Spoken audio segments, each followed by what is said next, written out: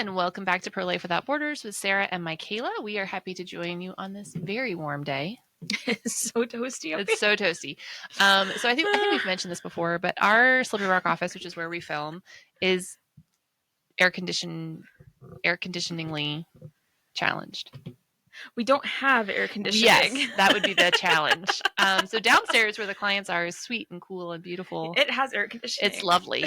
Upstairs where we sweat is less. So yeah, if you see us looking a little ragged for the next few months. I also feel like I need to, because this is a lot even for me. We were just out and about because this is being filmed 2 days before our Walk for Life. Right. So we had to go. Just keep on going. We had to go to our storage unit and pick up some of the bigger stuff we need for our Walk for Life. And so we borrowed one of our staff members' husband's trucks and went on a little journey and to the bison farm. We had the windows down, which is what happened. It was breezy. It felt great. Good. That's why I'm rocking my headband. So that I didn't plan on going to the bison farm today. So I love rural Western Pennsylvania. I just that's love why I was that filming. You made fun of me, but I was like, this is really pretty. Rolling hills, farms, silos. No, I mean, I'll still mock you. Well, that's okay. That's all right. That's what our relationship is built on. It's true. Okay. It is so hot up here. It is really hot up here. If you see the sweat just dripping off, it's fine. It's fine. So what we're actually going to talk about today is advocacy. So I just spent the day in the capital, Harrisburg, not DC. So Harrisburg is the capital of Pennsylvania, for those of you who did not grow up homeschooled. Now, you grew up overseas. Did you have to know all the capitals of all the states? I don't think so. My American geography was not a priority. Okay, so I learned some, obviously, American history, but I did not. One, because I was not a Pennsylvania resident, I was not required to learn Pennsylvania history, like kids are, yeah. Homeschoolers are. But my Asian history is really down pat. So I did have to learn all the capitals, and I do know them all, and that knowledge has served me not at all.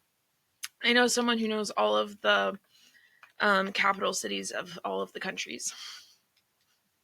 Why? They were homeschooled. Oh, of course. Why would I ask? I know they know who they are. I know someone who you know, we'll see if you can guess, who knew all of the counties and all of the county seats in his state, which I think was Ohio. Think of the nerdiest RP that you know, which is a big contest. Oh, I think I know who you're talking about. I'm not going to name names. No, but you can ask me after. Would we have a mutual alma mater? Yes. Yeah, yes. I know exactly what you're talking about. Yeah. That's a lot. Yeah, he I also have a friend who you don't know who had collected a rock from every county of his state. Was it just any rock? Or was it specific, this rock is No, I believe it was meaningful to this county? I don't know that every county has a meaningful rock. I don't think so either, geologically speaking. No, I think it was just a rock. A rock from every county of his home state. Okay. Out west. Was he also homeschooled? I actually don't know. I would bet yes. Maybe. And maybe there just isn't anything else to do out there. Maybe not. Their state's not particularly known for anything, so... Statewide advocacy. So it's really interesting. The American people pay a lot of attention during presidential elections. We have really good voter turnout. Some would say implausibly good voter turnout, but questionably high, 110% of our population voting kind of turnout. But legitimately, everyone talks about it. Everyone has an opinion. Everyone has a sign. And then when it comes to state elections, often the turnout is, we'll use the word lacking, abysmal, disappointing. The reality is that a lot of what happens in your world, if you are in the United States, happens at the state level. And so it's really important that we're engaging our legislators and engaging our reps and talking with them about hey, this is what's going on in my world. This is what's happening. And so I run, which sounds so overblown. I'm the founding president of the Pennsylvania Pregnancy Wellness Collaborative, which is the coalition of pregnancy centers in Pennsylvania. Yeah. So a couple of years ago, a bunch of us got together and we were like, hey, pregnancy centers need to come together. We need to message together. We need to be unified. We need to be bringing the message of like what pregnancy centers are doing in the state of Pennsylvania and how we're helping the state of Pennsylvania. And how we're helping the state of Pennsylvania. And we need to be doing that and together, not separately. Yeah. And so that's when we formed the PPWC. And this was our second day of advocacy at the Capitol. And I would say like both went really well. Like the first one was good too. Yeah. But the second one, we definitely had more, I don't want to say more benefit because I think that's probably oversimplifying it, but like just there was more going on. Like people definitely had a better grasp of like what we should be doing and who we should be talking to. Well, the first time you have any event, like there's learning curves and you learn like, oh, like this would have been a better time to do this, or we should work on like, you have to smooth out the wrinkles. Right. And so I think, yeah. So I was nervous because I had to get there. I got there at 8:30. Set up the table, greeted the other pregnancy centers as they were coming in, and the other board members were coming in and they were bringing stuff too. So we had like some giveaways, which I'll talk about in a minute, which I probably should have grabbed. It's too late now. I'm not moving and you can't put that until I move. It's okay. So they were coming in, you had giveaways. Yeah. We had like papers essentially. So we had our optimizing maternal health handouts. We talked about like how pregnancy centers impact early maternal health. Mm-hmm. We had our state impact report that actually came from Charlotte Lozier. Okay. So like, and those are kind of older numbers, but still really good. And then we had our PPWC brochures. We had these really cool stickers to say optimizing maternal health on them. I have some if you want one. Cute. Yeah, they're very fun. And then we had some signs. So we have a sign. Oh, you guys can't see it. I'll grab it. It's like way high up in the air. I'm going to get it. Your little PPWC sign. Cute. And so during the press conference, we had that sign, and then we had some that said like optimizing maternal health and how many counties that we're serving, which is like over 80% and all those sorts of things. Yeah. And so the reason that we do this, there's a lot of reasons, but the big one is that what pregnancy centers are doing is really important, like crucial, vital. So important that the governor tried to rip us off. Governor Shapiro is not a fan of pregnancy centers. But he started his own. But he's starting his own. Fine. It's fine. Yeah, I don't think he'll try to join the collaborative. I don't think he qualifies. Oh, what if he applied and I could reject it? Sorry. Reject it. I would make him meet with me first, though. I'd be like, I need to meet with you about your application to join the PPWC, Mr. Shapiro. I don't think that would go well. Anyway, so we talk, pregnancy centers talk a lot about what they do to churches and community members and even their clients, but we have missed the boat historically on talking to legislators. And there's a couple reasons. The first is that everyone is afraid of doing something that will compromise their 501c3. Right. I was going to say the Johnson Amendment. Yes. So the Johnson Amendment prohibits 501c3 organizations from endorsing a candidate. Mm-hmm. Very specific. There's also limits if you're a 501c3 nonprofit on how much lobbying you can do.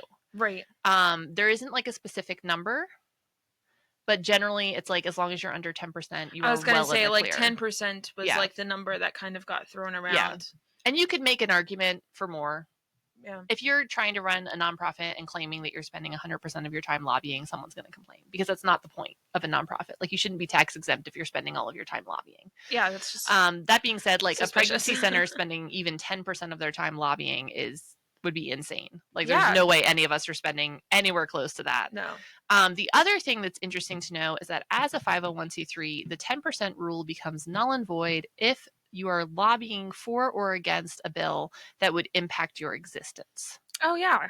Then it's like no holds barred. Yeah. Like you can lobby as hard as you want. You can use as many of your resources as you want to lobby, and they can't say, oh, this is going to impact your 501c3 status. And that's like the fight that we're in Pennsylvania right now. We've got a lot of other things going on. But that's a part of it is pregnancy centers are not super duper popular here. Right. We're not very welcome. Yeah. The current administration is not a fan. Yeah. So a lot of pregnancy centers are very nervous to do anything political. And so it's much easier just to say, I'm not going to do it. I'm going to work on my day-to-day stuff. I'm going to take care of clients. I'm going to leave the political stuff to someone else.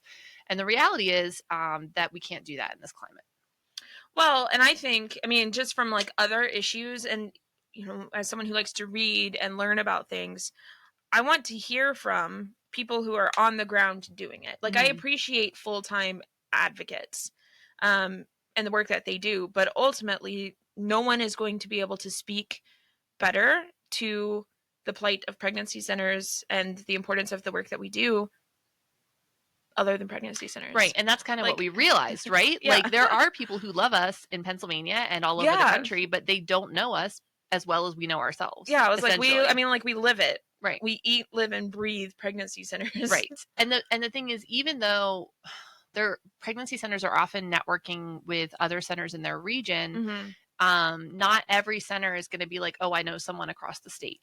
Yeah. Like, we might meet each other at a conference. We might be friends and that kind of, but I'm just as likely to have a friend who runs a center in Texas as I am to have one that runs a center in Philadelphia. Yeah, I was like. And so it gives us a chance to get to know each other as pregnancy centers too, and be like, hey, like, I feel much more comfortable speaking for pregnancy centers as a whole because I know them. Like, I'm friends with them. I know how they run their centers. I know how they operate. And so it's much better for us to be able to say, like, oh yeah, pregnancy centers are doing good work across Pennsylvania, and I know that because I know them. Yeah.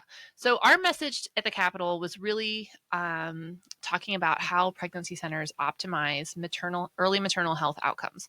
So one of the things we're facing in Pennsylvania is what's known as a health desert.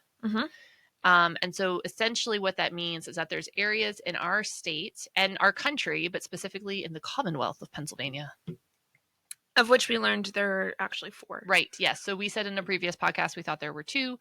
There are 4. Apologies, and we will fact check ourselves. Well, we didn't. Someone else fact checked us. It was my sister.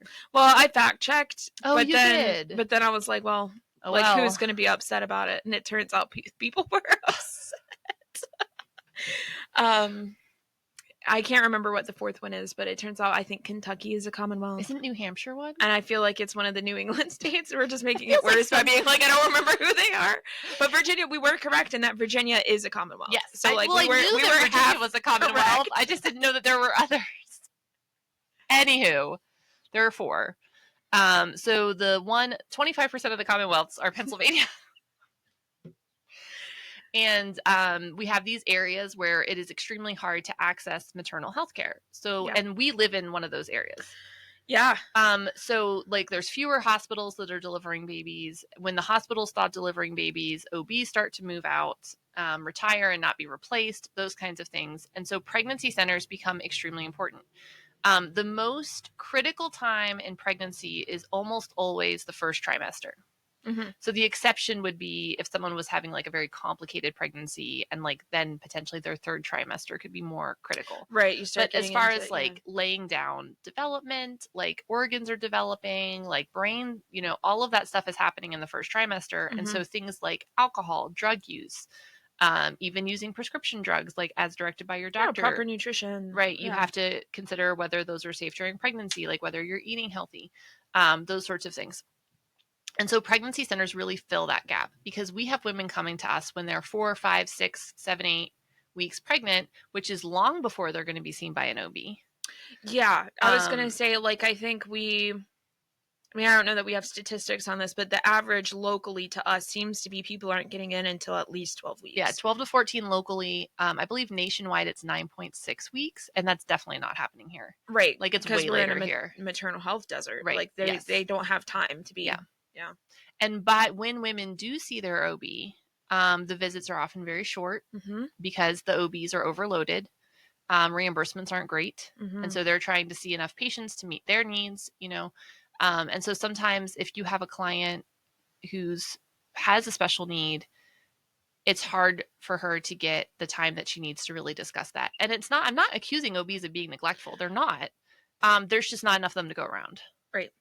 And so you have a teenager, you have a young woman in her first pregnancy, you have a woman who miscarried and now she's pregnant again. Like, those women need more, I guess, care. I don't know if that's the right word. They need someone, like, they're not necessarily going to be able to advocate for themselves, not out of an incompetency thing, but like, I would have no idea what, right. I mean, like, and I would say that I probably have a better chance than most people of knowing, and I still wouldn't know. Right. Your first pregnancy is scary in a lot of ways because your body is changing, and you can read all the books that you want, but you don't always understand it. And so being able to talk to someone in the first trimester is huge. We have our clients meet with our nurse one of our nurses, and they talk about nutrition, and they talk about like what prescription drugs are you like currently using, and are any of those drugs concerning? Like, should you reach out and ask your OB if you should switch? Right. We talk about like the dangers of illegal drug use and using prescription drugs that are not prescribed to you. One of the big things right now is weed. Yeah. Like clients, some young women are under the impression that smoking weed is fine during pregnancy because it's natural. And it's absolutely not. So making sure that they know that it's not okay is really important. Getting prenatal vitamins. So all of our clients leave with a bottle of prenatal vitamins if they want it. And then we also have clients make sure they get like a baby blanket, to kind of welcome the baby, like, hey, like, we're so excited for you. Congratulations. And then we also do referrals. So early pregnancy can also be a very tense time if the baby was unplanned. Sometimes it can cause an increase in like domestic violence issues. It can cause mothers to realize like, hey, this living situation I'm in is actually really unsafe and I need to find a safer one. Sometimes they come to us and they're like, yeah, I would love to eat healthy, but I can't afford it. I don't have enough food. And then we're able to make those kinds of referrals. We have young women who come to us and they don't have housing or they don't have safe housing, and we help them find that. And so we really kind of set them up to have the healthiest possible pregnancy. Right. And then we do the ultrasound and we confirm and date the pregnancy. And this is so important because we've had clients who've come in and based on their last period, they think they're like 8 weeks or 10 weeks.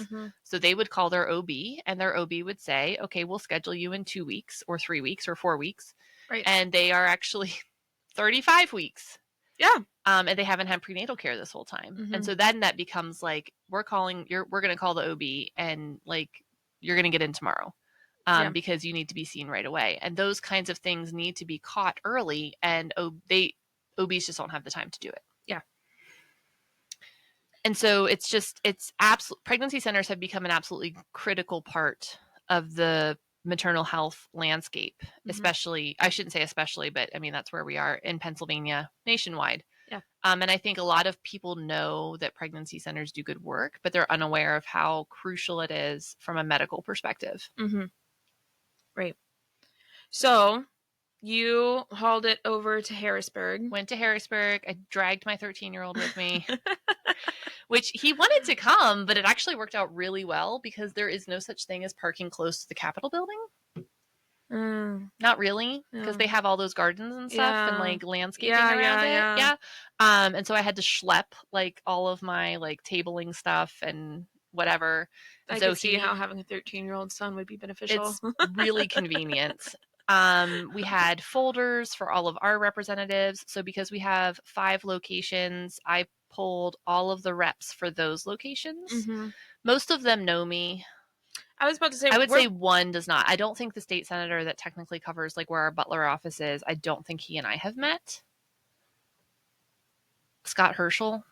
No, I think is his name. Other than that, they all know me. And so like a bunch of them, a lot of them have been in the office.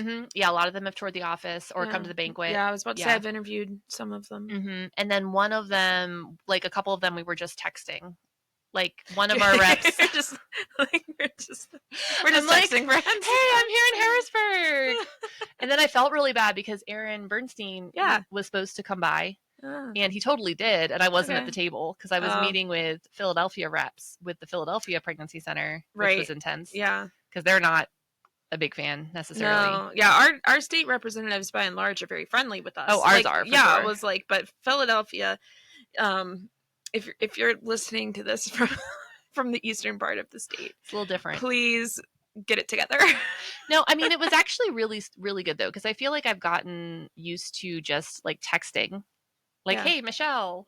Yeah. Like, she's like the state senator. But I'm like, hey, Michelle, like, what's going on? And it was really good for me to have the experience of, like, sitting down with someone who is opposed to our viewpoint on abortion. Sure. And explain what we do to them. Yeah. Because the reality is it does make sense. Right? Like, they know there are maternal health deserts. Like, they know women need support. They know women need prenatal vitamins and referrals and all these sorts of things. And so it was a really cool experience to sit down with them and be like, hey, let's talk about the intersection between what you're interested in and what we're interested in. Yeah. And let's talk about how much overlap there is, even though politically it's always been like black and white. Like, if you're interested in early maternal health, we do that. Yeah. And we can do that without compromising who we are or compromising our messaging. Right. Yeah. So it was a good experience. So yeah, we dropped off stuff for all of our reps. I went to that meeting. Then we did a press conference, which it's nerve-wracking. Because like there's cameras and people taking notes, and like of course all the pregnancy centers are there, and like you're speaking, like I was speaking for them, and I want to do a good job. Like I want them to be happy with like my abilities to speak, I guess. So I was nervous, but it went really well, and we had one senator and 2 representatives speak for us as well, which was really sweet. Yeah, and they did a really good job. Yeah. And then I spoke, and one of the nurses from the Katanning Center spoke, and then the director from Pittsburgh spoke as well. And then after that, we had kind of like a meeting with representatives and pro-life leaders across from the Commonwealth. The Commonwealth. And that was good too. And I was able to share there as well about just like pregnancy centers and our focus and the collaborative and what we're doing, and like kind of set ourselves up as like a point of contact for them. Yeah. So that was neat. Yeah. And you got to meet a lot of cool people. You met some of the people who are loosely affiliated with the abortion pill study that we discussed on last week's episode. Yeah, that was very cool. I have his business card. I'm going to follow up with him. I'm very excited. I did fangirl a little bit. Yeah. I was like, are you part of the think tank that you did the study? And he's like, yes.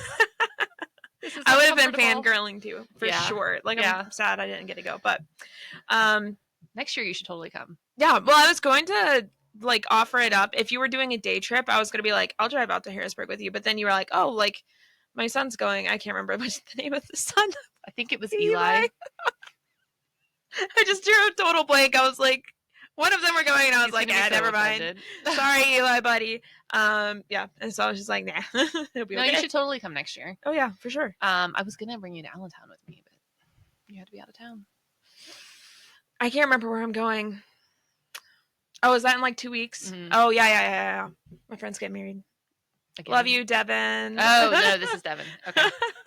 Yeah, so Devin's getting married. I can't be here. So one of the things that we're working on as pregnancy centers is inviting representatives to tour. Because you really can't understand the importance, the value, the breadth of what pregnancy centers do unless you're physically in the office. Yeah. And that was actually something I encouraged the pro-life leaders group too. I was like, hey, if you haven't visited your pregnancy center recently, and I'm talking in the last year or two, you need to go again. And like the looks of kind of like embarrassment told me that I hit a little bit of a nerve. Because I think pro-lifers, and I would guess that some of you listening are in this boat, are like, oh no, I know what my pregnancy center does. Yeah, or like, I know where it is. Yeah. And you're like, okay, well. I dropped stuff off there a couple years ago. Like I've been to the banquet. My mom went to the banquet. They came to our church. Like for real, just tour. They love tours. Pregnancy centers love doing tours. I love like getting to give people tours. Yeah. I'm not like the top priority. Like usually you would prefer to give the tour. But the few times that I have been able to give tours, like I love doing them. It's a good time. And people I think are always like, I've given a repeat tour to our mayor of one of our local offices. And of course, like he's toured before, but it had been probably a year or two since he was last in, and we've renovated the ultrasound room. Yep. And so I was able to give him a tour, him and his wife, and JD. They're so great. So when they announced, like Trump's running mate was JD Vance, for one moment, my heart was like, it's JD Longo, the mayor of Slippery Rock. And then they said Vance. And I was like, oh. I mean, I'm excited for Vance. Like, I think he's great. We have very, like, fond feelings of JDs. Oh, for sure. Yeah, but, like both of the JDs that we loosely are affiliated with. Like, but when you think it's, like, your literal mayor that you personally I would have been so hyped. I was kind of disappointed. And it was, like, time slowed down in between the words JD and Vance. And I had this, like, moment, and I actually texted him, they got the wrong JD. But no, I was able to give them a tour back in September, and they got to see like the new ultrasound room, and it looks so different. And he was like, I think the last time I was in here, this room was pink. And also it was a closet. I was like, that's right. And you remember. And so, yeah, you should take a tour of your local pregnancy center. I'm going to just throw it out there annually. Just put it on the calendar. Yep. Just like getting your teeth cleaned. Well, that should be every 6 months. What do you do annually? Changing your smoke detector batteries? No, that's every 6 months too. I wait until they just start beeping at me. No, you're supposed to check them. You're supposed to change them every 6 months. I'm married to a firefighter. Yeah, you're supposed to do it like daylight savings, and I'm not about what that. What do you do annually? Like an annual... Well, you visit your pregnancy center. Yeah, that's what you do annually. Now so I'm like drawing a complete blank. Schedule. So just like when you do your dental cleaning and you schedule in the office before you leave, you should do that with your pregnancy center. So you do your tour in Just June, have them put it on. And you're like, when can I come next June for my annual pregnancy center update? Yeah. And honestly, if I spent literally every day, all day giving tours to donors who came annually, I would be thrilled. It's so much fun. It's great. But it's also a really good way to be able to see a ministry holistically. I know even when I'm explaining like our ministry to people, I can see that they sometimes struggle to connect the dots. Right. And they think of it, they just kind of silo it off, right? So like, oh, cool, like you do abstinence, and oh, cool, you do ultrasounds, and oh, cool, you have this. But like to be able to see the office space in which that happens. And admittedly, we have some things that they can't necessarily tangibly watch. Like the international department is mostly just me and Nicole.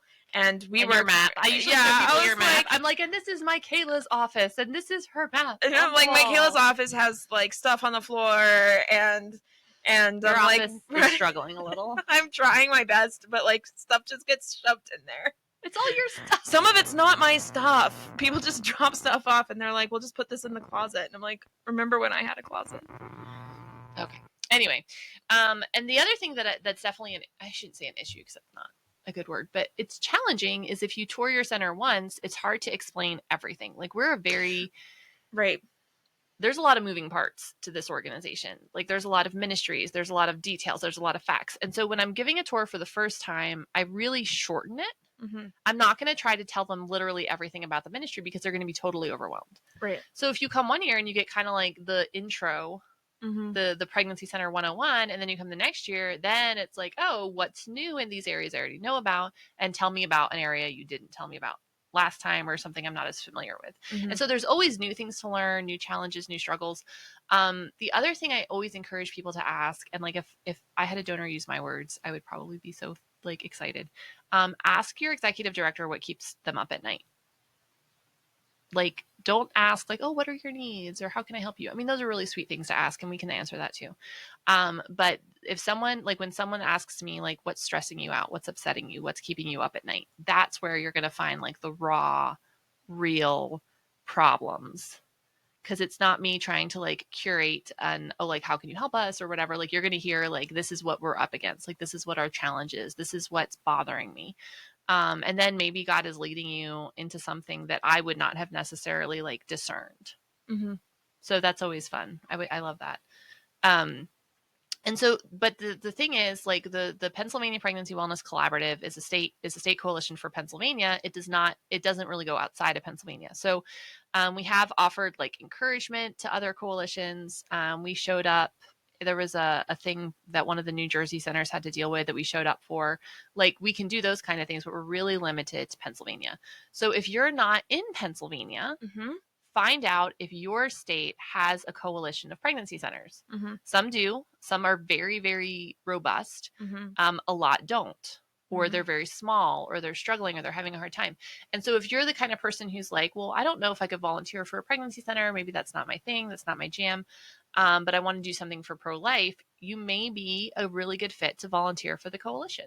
Yeah, I was going to say, if you're interested in pro-life advocacy, at this point in the game, I would say that your state coalition, if there is one, would be the first stop. Oh, yeah. Especially after the Dobbs decision and things got kicked back to the states for abortion law decisions.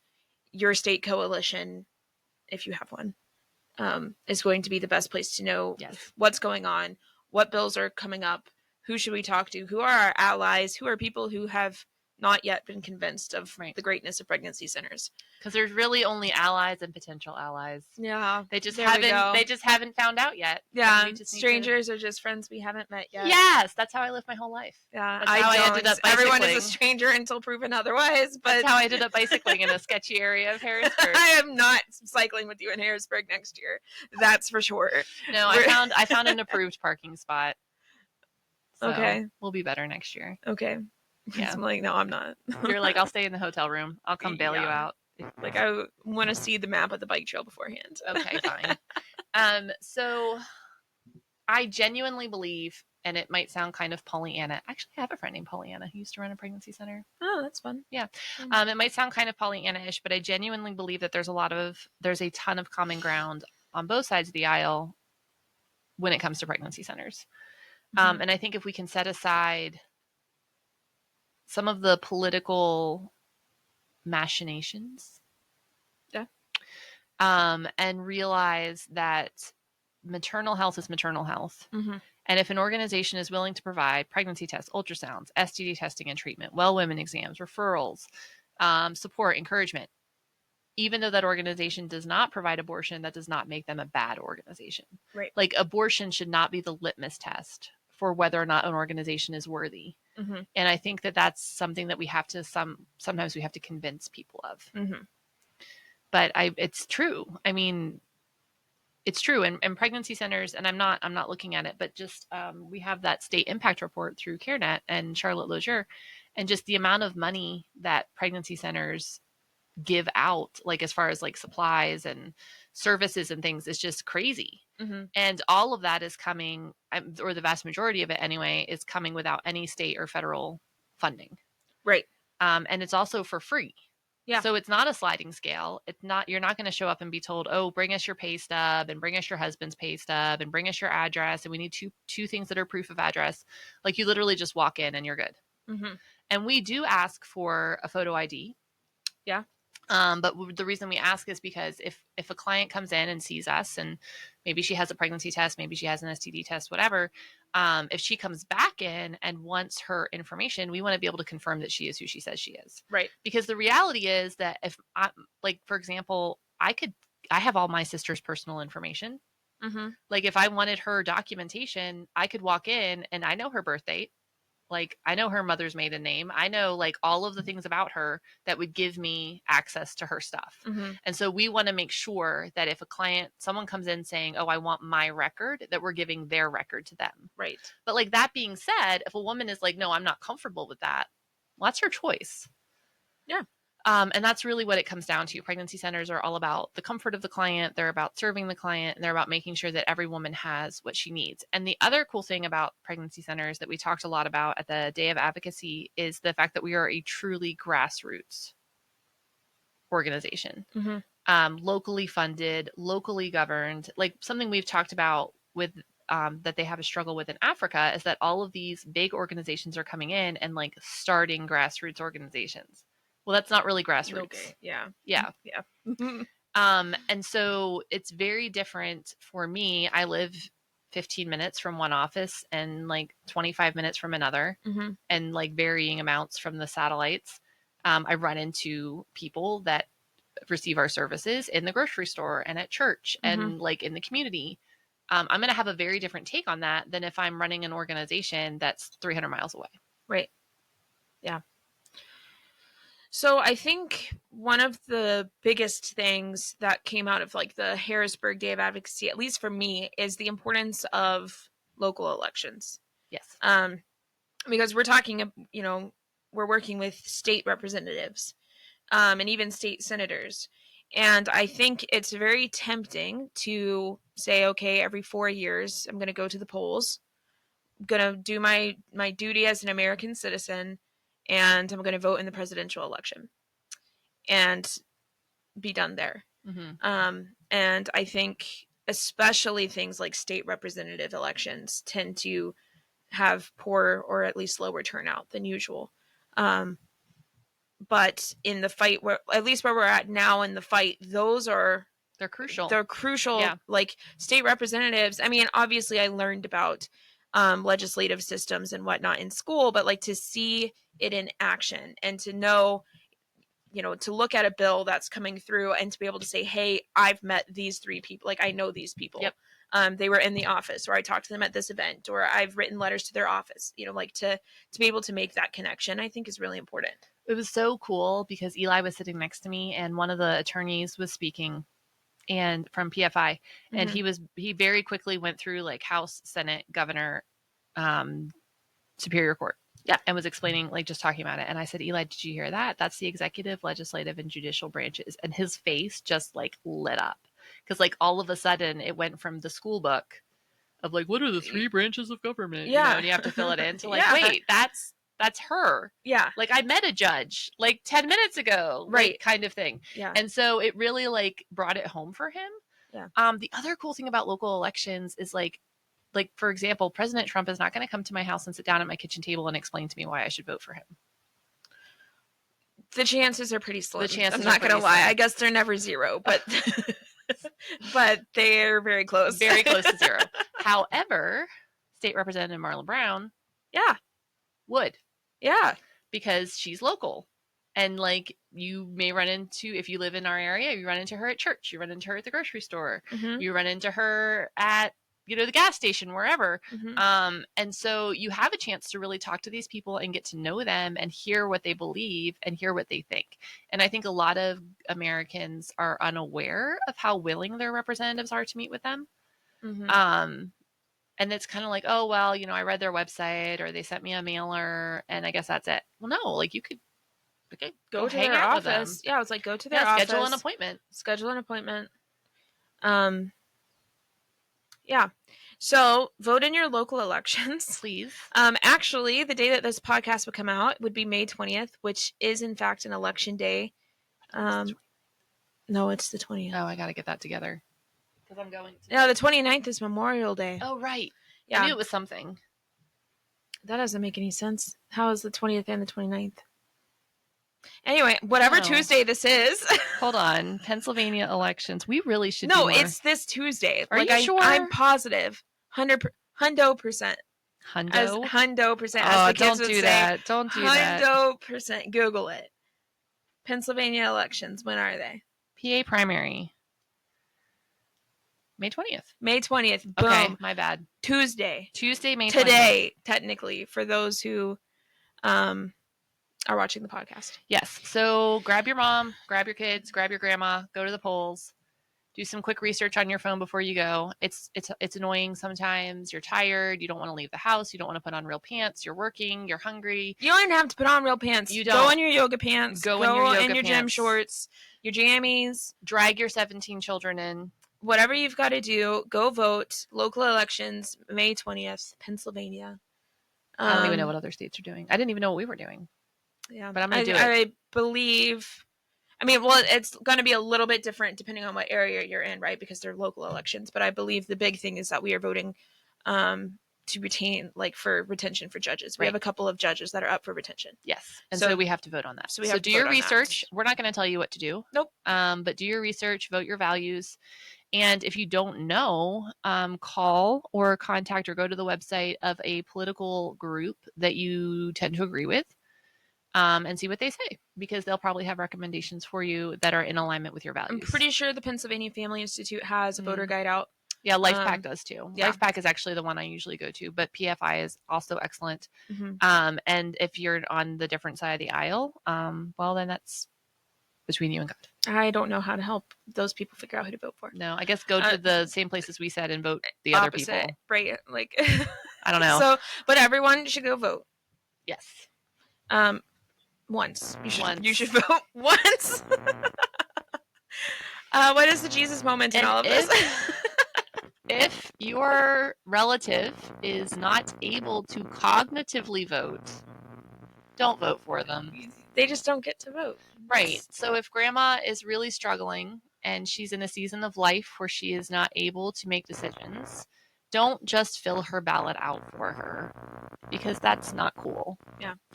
I will say that I have a lot of friends who don't live in Pennsylvania, and they feel that a lot of eyes are on Pennsylvania. It's true. We're called the Keystone State for a reason. Right. And I think a lot of it is just because we were like such a key state in the last election, the presidential election, and how everything went down with that.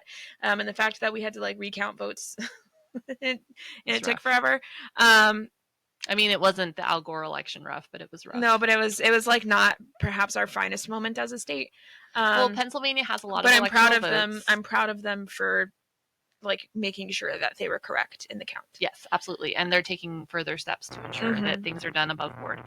So vote. Yeah, we're a swing state and people are watching. Like it's important, even local elections, because I think that's just where we're at. And when we look at history, we judge our predecessors based on the decisions that they made regarding the weak among them. We don't look back on the southern states before the Civil War and talk about the nuance and talk about like, well, they just wanted, it was economic, it was this, it was that. We say, no, slavery was wrong. And we look back on other time periods and we say qualitatively this was wrong and people should have been against it. And I sincerely believe that one day people will look back on this time of history and say, how could you let abortion happen? And so it's not going to matter, oh, it was nuanced and oh, like it was other issues and oh, this and oh, that. Like, no, this is the civil rights issue of our day and age. And it's absolutely vital that we make a decision that we are proud of and a decision that we can, I guess, defend to our grandchildren. Because I certainly don't want my grandkids to say, oh, well, why were you okay with abortion? Why were you okay with killing babies? Right. So yeah. Vote in your local elections today. So what's our Jesus moment? You started that and then I distracted you. Yeah.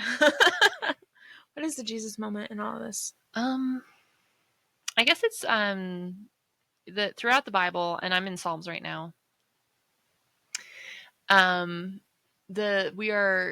We are instructed to care for the fatherless. Yeah, that comes up. That's a very big part of Proverbs. It's a very big part of Psalms. It comes up more than once in the Bible about caring for the fatherless, the widowed, the poor and needy, as Psalm 72 refers to them. And nobody is more fatherless than the unborn child whose father or mother is willing to kill them. Yep. And so we are, as Christians, our job is to defend them, protect them, and care for them. And you do that by voting. You do that by looking out for your pregnancy center, by supporting your pregnancy center, and by watching out for your neighbor too. And just doing what the Lord has called us to do in our daily walk.